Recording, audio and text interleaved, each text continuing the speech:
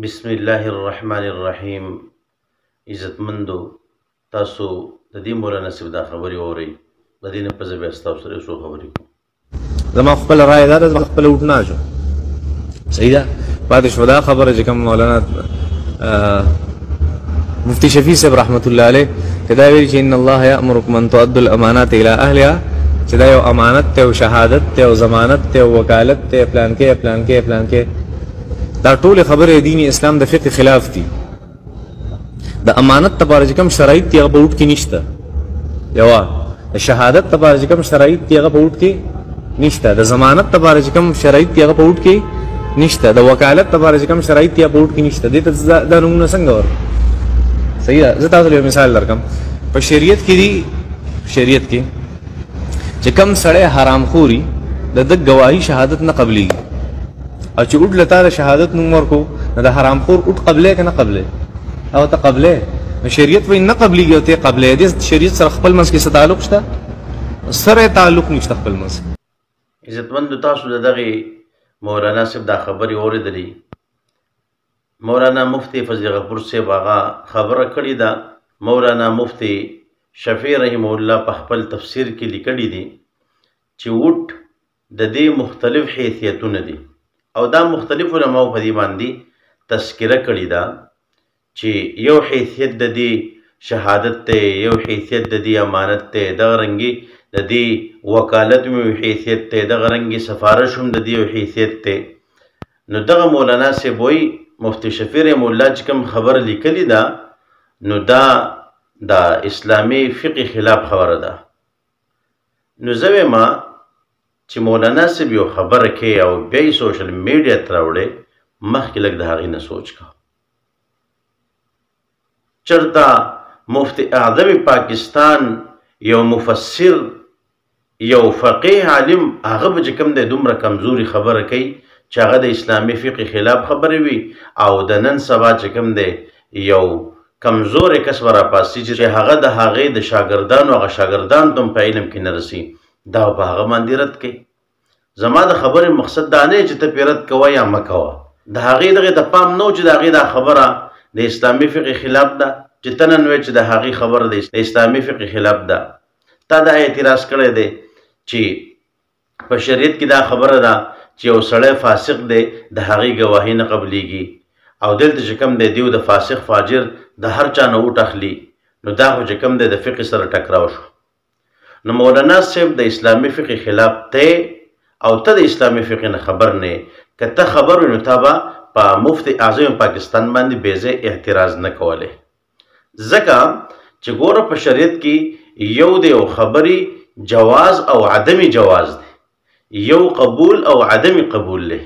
نو هر چې د فاسق فاجر گواهی ده هغه جائز ده، خو که کله بیا قاضي د خبره ځي او قاضي د هغې خبره نه قبلی، نو قاضي له دا اختیار شته دی.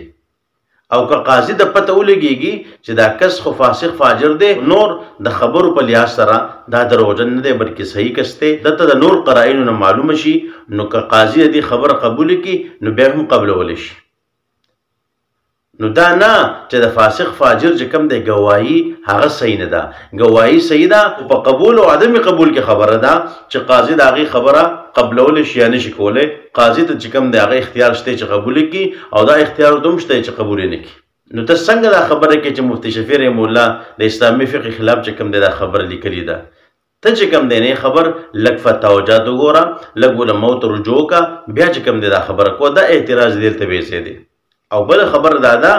که تاسو وګورئ په دې ودونو کې چې څومره خلک ناست وي، اکثر ګواهان جوړ شي، وایي دا 2 کسان پکې ګواهان ولیکه، نو چا به ګیره خریلي، څوک به څنګه څوک به څنګه، هغه بالکل شریعت ته برابر نه وي، خو بیا هم هغوی ګواهان هغه جوړېږي. نو که چېرې ته وایې چې د فاسق فاجر ګواهي هغه صحیح نه ده، نو بیا خو د خلکو نکاحګانې صحیح نه شوي. د خلکو نکاحګانې خو تا چې کوم دی تتر بتر کړي، ځکه چې د نکاح دپاره ګواهان دا ضروري دي. نو چې کله ګواهان هلته نشته دی یا داسې ګواهان دی چې فاسق فاجر دی، ته وایې چې داسې خلکو ګواهي نه قبلیږي، نو بیا خو د دې خلکو چې کوم د نکاح صحیح نه شوه، بیا خو د خلکو نکاحګانې تا ماتې کړي. نو لہذا په خپل خبره باندې لږ سوچ وکړه.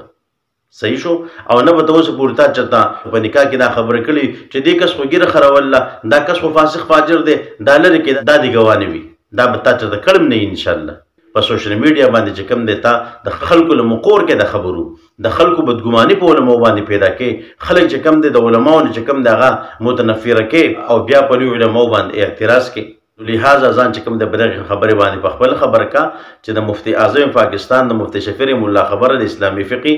هغه موافق د استاد خبره چې کوم د هغې نه خلاف ده ستا د علم او د مطالعې کمزوري ده بل علما دا دي چې دا وټ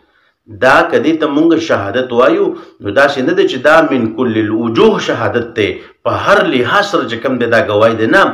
بلکې دا د ګواهۍ سره چې کوم دی یو مشابه دی د هغه سره مشابهت لري او تا به ویل وي د مشبه او د مشبه به په منځ کې من کل الوجوه چې کوم دی مشابهت ضروري نه دی چې دا به بالکل دواړه یو شانتي مشابه وي لکه یو سړی وایي چې زید کل اسدی زید د ازمري په شان دی د دې مقصد دا نه شو چې د زید به د ازمري په شان دی چې کوم دی لکه وي د ازمري په شان دی په څلور خپو هم ګرځي د ازمري په شان دی چې کوم دی خطرناکي هغه پنجم وي نه بلکې یو صفت د مشابهت په دې کې موجود دی او هغه دا دی چې هغه بهادري ده دغه رنګي علما دا لیکي چې دا د هغې سره مشابهت لري او من کل وجوه مشابهت په دې کې ضروري نه دی لکه څنګه چې یو سړی د چا لپاره ګواهي کوي نو دغه رنګې تم دلته چې کوم دی یو ګواهي ورکوي چې دا کم کس چې ولاړ دی دا اوټ چې زه دله ورکوم دا امانتدار دی دا دیانتدار دی دا د دې قابل دی نو په دغه لحاظ سره چې کوم دی دا خبره ده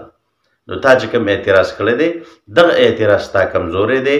نه خو چې کوم دی د مفتی اعظم پاکستان مفتی شفیع رحمه الله خبره د اسلامي فقه خلاف ده بلکې ستا چې کوم دی هغه د علم کمزوري ده او ستا د مطالعې کمزوري ده ځکه چې کوم دی تا دا اعتراض کړی دی الله رب عزت موږ